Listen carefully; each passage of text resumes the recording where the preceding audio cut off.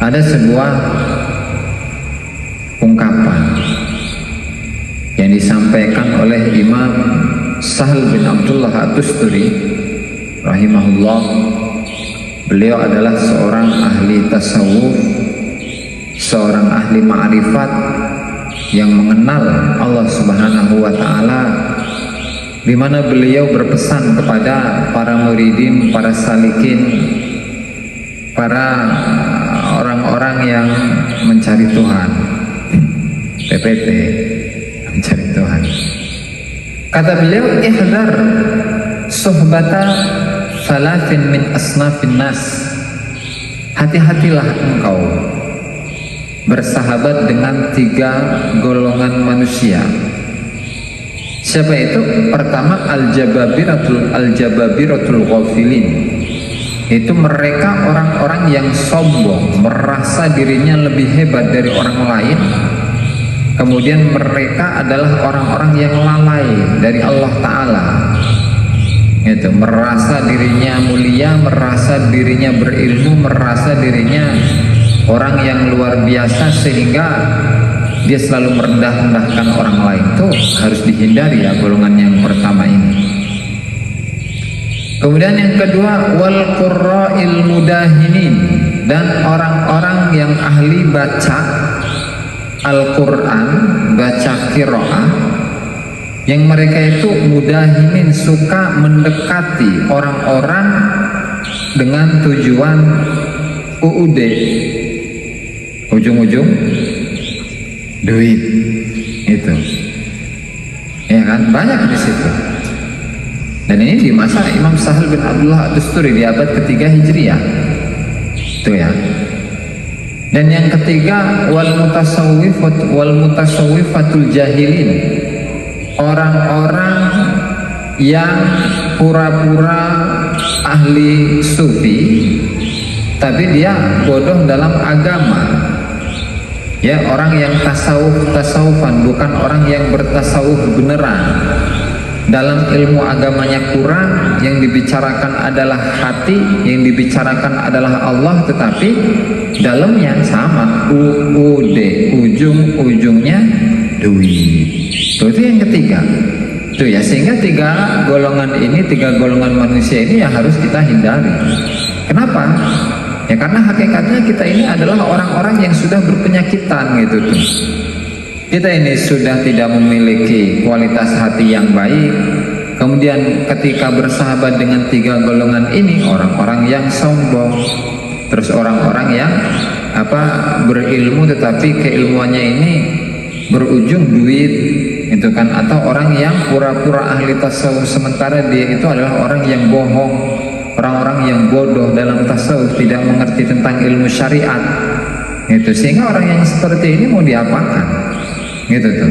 Orang-orang yang seperti ini, apa yang mau diambil manfaatnya?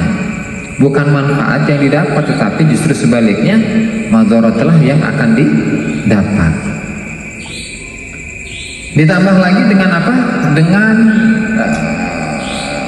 tambahan dari Syekh Zurrub Al-Fasi rahimahullah, ketika beliau mengomentari hikmah ini.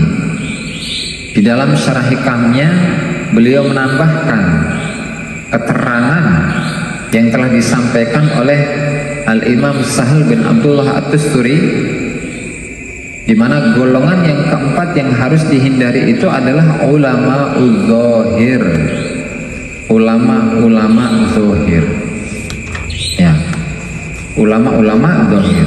Nanti saya jelaskan.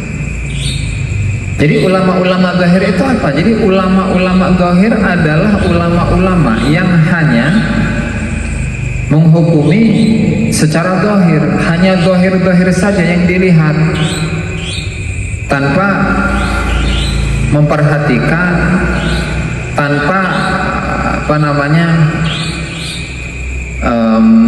tanpa melihat kemaslahatan atau pandangan-pandangan dari sisi batin, rasa,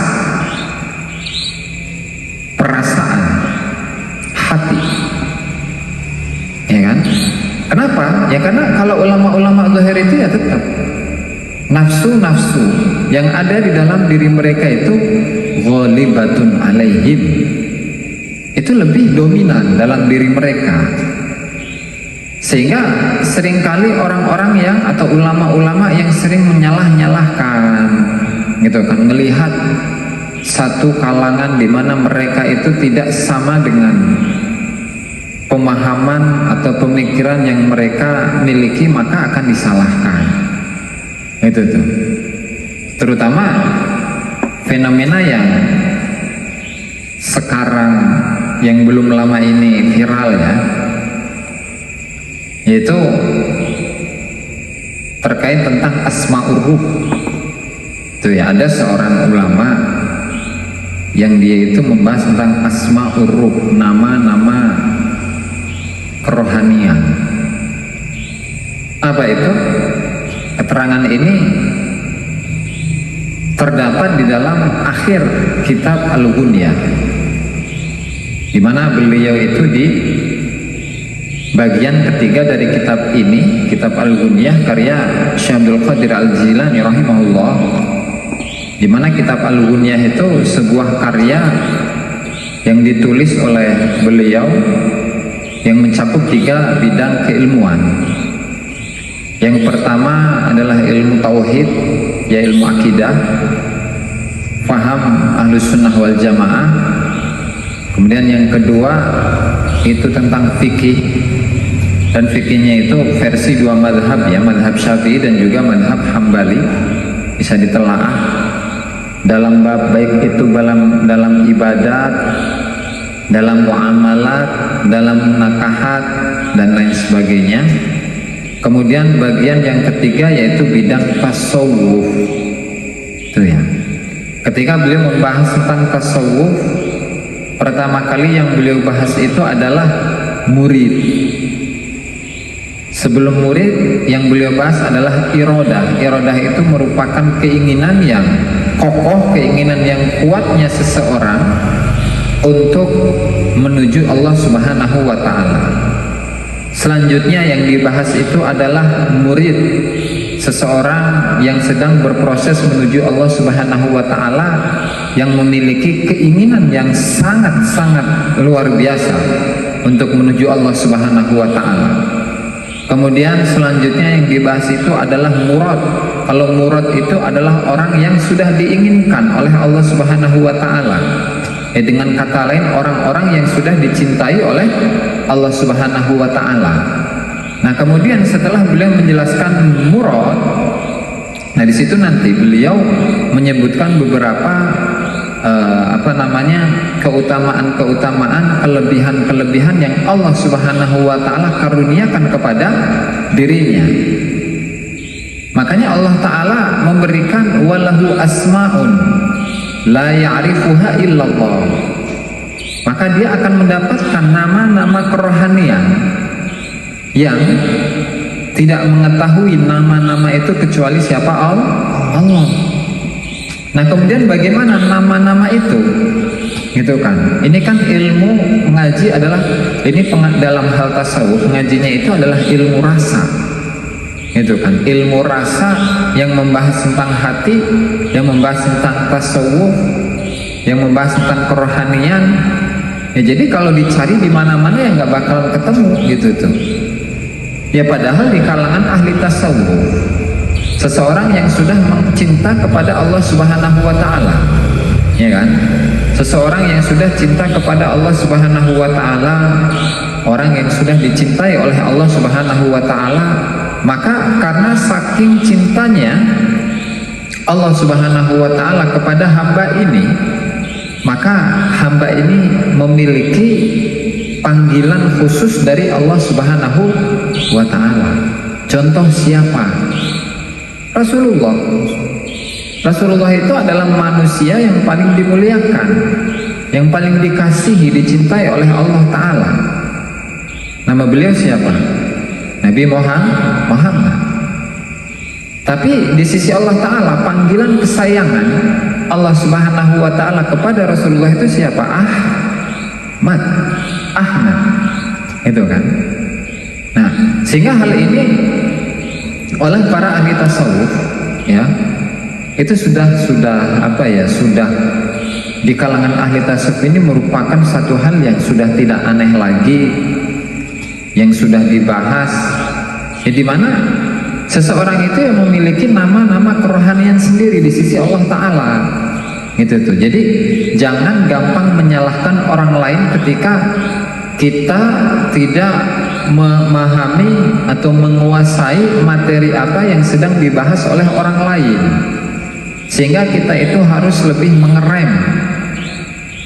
mengerem diri, tidak gampang untuk menyalahkan orang lain, gitu tuh. Jadi banyak di bumi Allah Subhanahu wa Ta'ala ini kekasih-kekasih Allah Ta'ala, ya kan, dimana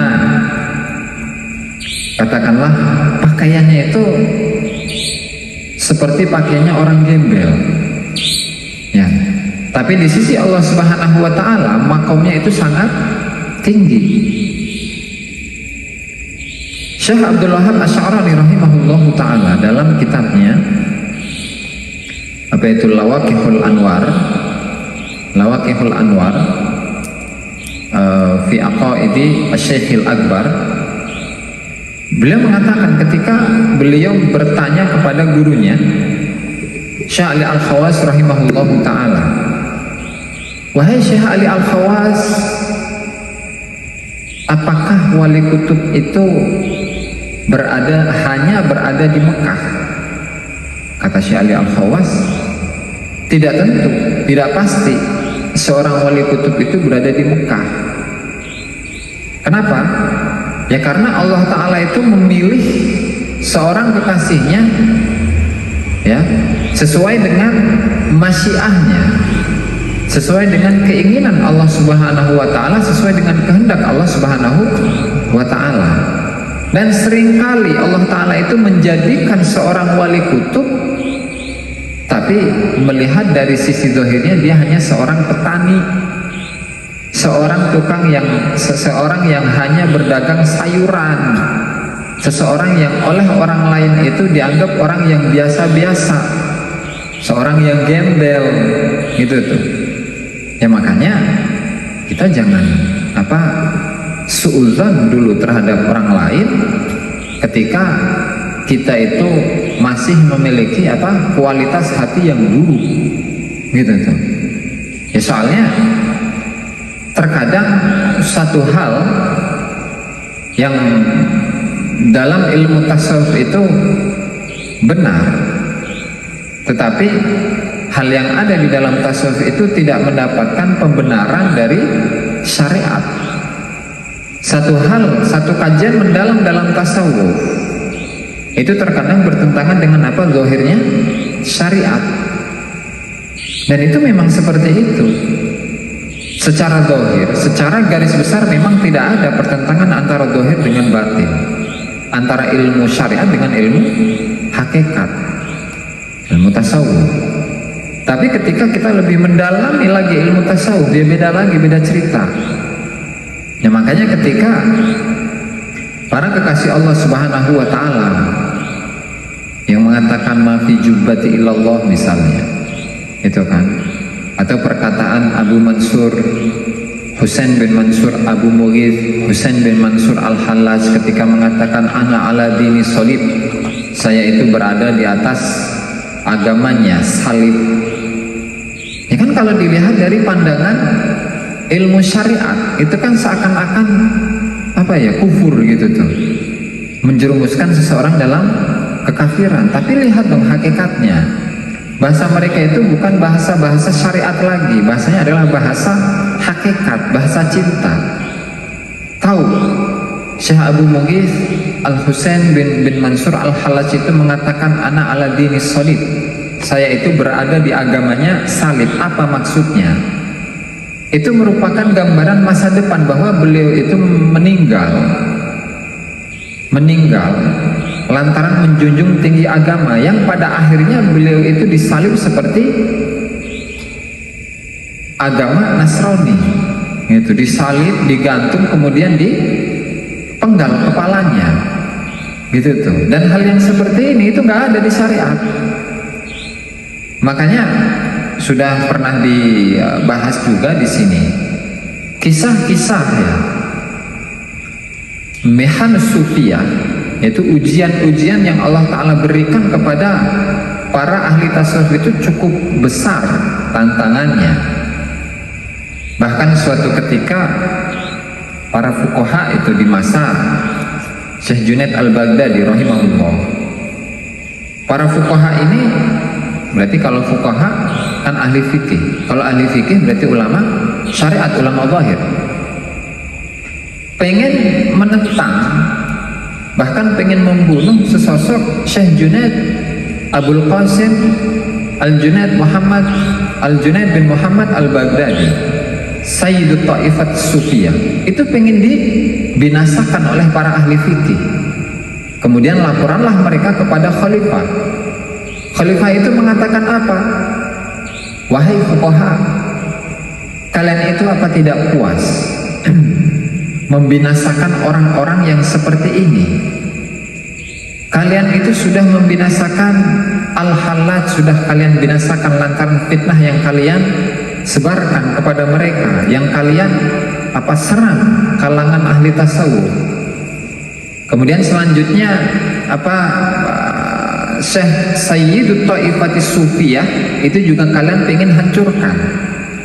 Apakah kalian itu ingin menghancurkan agama ini, menghancurkan, membinasakan agama di alam semesta ini? Gitu kan? Nah, ini merupakan satu contoh di mana antara ulama zahir dengan ulama hakikat itu terkadang tidak sinkron gitu tuh. Ketidaksinkronan mereka, kenapa? Karena tidak ada sisi, katakanlah sisi kesamaan al-jami' gitu, baina syai'ain itu gak ada, makna jami' baina syai'ain itu gak ada, sehingga wajar terjadi gesekan, benturan antara dua golongan ini. Nah, sehingga apa yang dikatakan oleh Syekh Zurruq Al-Fasi, di mana ulama udzahir wa nufusuhum ghalibatun alaihim, itu harus dijauhi. Itu tuh ya, karena meskipun mereka adalah orang-orang yang ahli waris para nabi, ahli waris para rasul, mereka hanya membawa ilmunya, membawa gitu ya, bukan ilmu itu sudah berada dalam jiwa mereka, tidak, karena mereka adalah hamilu fikhin, bukan fakih. Mereka hanya membawa ilmu fikih, bukan orang yang ahli pakar dalam fikih yang sudah tertanam dalam jiwa mereka, dalam perbuatan mereka.